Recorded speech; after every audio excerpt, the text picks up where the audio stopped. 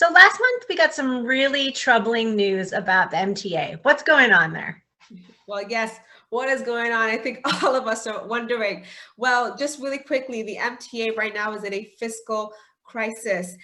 They are experiencing, the biggest deficit that they have ever experienced. And just for a little bit more context, since the beginning of the pandemic, when a lot of people lost their jobs or were, started to work from home, the MTA saw ridership, decrease significantly from what it used to be pre-pandemic, which used to be from 7 to 8 million rides every single day. And that number dropped almost from 1 million, even a little bit less during the height of the pandemic. Right now, we're at 2 million rides a day. But a little bit more context as to why this is leading the MTA to such a big fiscal crisis. So, the operating budget of the MTA, 40% comes from fares. So imagine when more than half of your ridership stops taking transit, that means that income is no longer flowing into the MTA, which kind of left a huge budget gap, in their budget. And the other half where it comes from is from taxes, and we know that taxes have also low, and so that's also impacting the MTA's revenue. And so think about it: if you have an income where half of your income kind of disappears, and the other one is a little bit less, you're going to be struggling to make ends meet, and that's the same thing that's happening with the MTA. But the reason is that before the pandemic, right, at January 2020, the MTA was actually experiencing a $3.4 billion deficit, and now 8 months into the pandemic or 9 months into the pandemic, they're facing a $16 billion deficit. And that happens because of years of bad public policy when, the current governor, Governor Cuomo, Governor Pataki, and previous governors decided to use the MTA as a fund for anything, and they would take cash out to fund other projects and let the MTA go out and take out debt to be able to make their ends meet. And the other thing is, not properly funding the MTA. And so in this moment, unfortunately, all of that has compounded. So what does that look like? I mean, these are some scary things like reducing service, raising fares. That's going to really impact people that ride it every day. What will that look like for these people who rely on transit?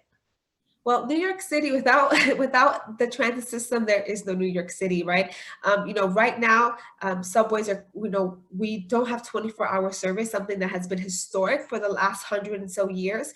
And so what this looks like is that their riders are spending some of their most valuable assets, their time and money, on public transit. They're spending longer time waiting for a train, longer time on transit.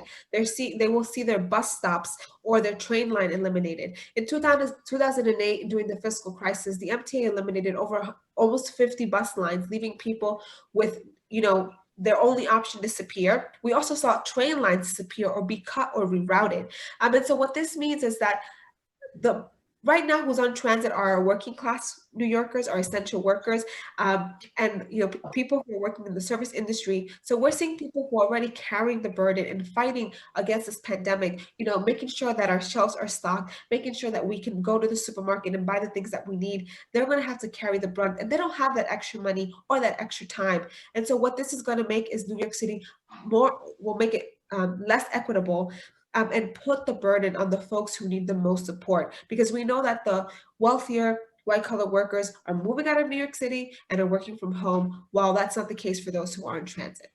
That's right. And we should note that this isn't just happening in New York City. We have DC, San Francisco, LA, Chicago. All these cities are facing the same problem, maybe not as dire, but talking about service cuts, things like that. What is the federal government doing? Why aren't they helping these cities?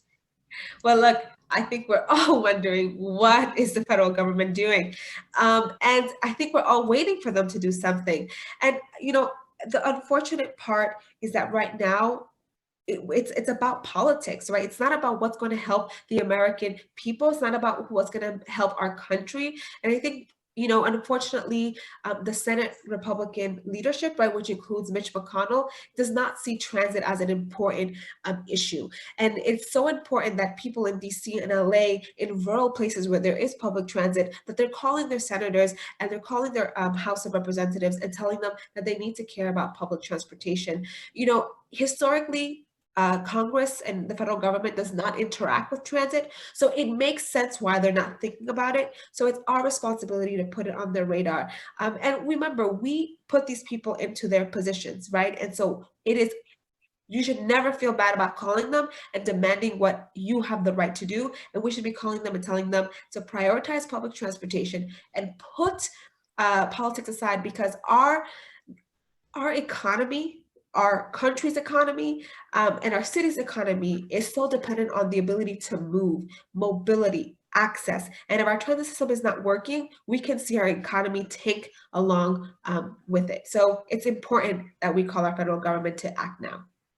So that's at the national level, perhaps, but there are things we could do between the state and local level, particularly ways that we could change the way we're moving around our streets. I know some people are concerned about perhaps getting on a subway train. They feel like it's crowded, even though there hasn't been, a big outbreak traces transit, but they're worried about being on these crowded cars with people, even though they're wearing masks. So what are some things we could do, some levers we could pull at the city level to make people feel better about taking transit? Yeah, that's a great question. And when it does come, like, transit is local, and so there are a few things. So I mean, number one on the state level is, we know that the MTA needs to move away from the 9 to 5 model, because that's not how we're living. And they need to add frequency and add more service when people are taking transit. And they can clearly tell by when people swipe onto the system. And this way we can ensure that for those who are feeling a little bit, nervous about getting onto a train, that they have options and they won't be crowded, right? If it's coming every 20 minutes, you probably won't get on. So when we go into the street levels, right, the mayor in New York City, Mayor de Blasio, controls our streets, our sidewalks, and our street lights. And it is up to him and the commissioner to make sure that we're adding more bus lanes on our streets. We have to think about what is most efficient, right? And I like giving street space just for someone to park the car is not the best way to use our space. We need to give bus riders access to fast and reliable service. And the one thing, not only is it good for bus riders, we know that based on demand, bus ridership has actually rebounded the fastest compared to subway and rail. And so it's critical that we give those who are taking transit and actually going outside and putting their lives on the line, in front, to go ahead and have faster service. That's right. Yeah, and I think a lot of people want to really help. You talked about fare box recovery being such a big part of it, of the budget, but we don't want people to just run out and take transit and just run up their, Metro cards just to, give money back to the system. What else can New Yorkers do, or anyone who's thinking about supporting transit? What can you do particularly to make sure that you are still supporting the system during this time? Yeah, and that's a great question. And I think, one thing to know, even though there's someone who may not be taking transit every day, we want to make sure that we're protecting this public infrastructure and public good. The way that it works is that once the fare goes up, once the bus line is removed, once that subway line is removed, it doesn't come back, right? These are not temporary measures. These are permanent measures.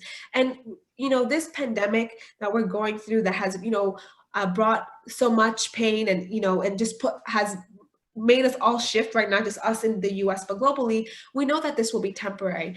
And so we have to fight for our system to ensure that when we come out of this pandemic, we will have a transit system. And there are two ways really to do that.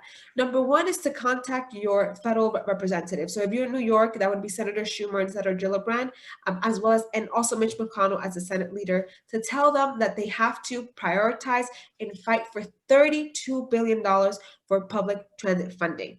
And the other thing is to call Governor Cuomo, who controls the MTA, and we always must remember he will always try to deflect, but he is the one who controls the MTA, to tell him that he is responsible for stopping these unfair hike that he is planning to do, to make sure to stop the elimination of over 10,000 jobs and the elimination of 40% service. And he is responsible, and he has to find different ways to rebalance that budget, to find new sources of revenue before cutting and making it more difficult for the New Yorkers who are out there every single day. And there's a very easy way to get connected. You can text RIDERS, RIDERS, ERS to 52886.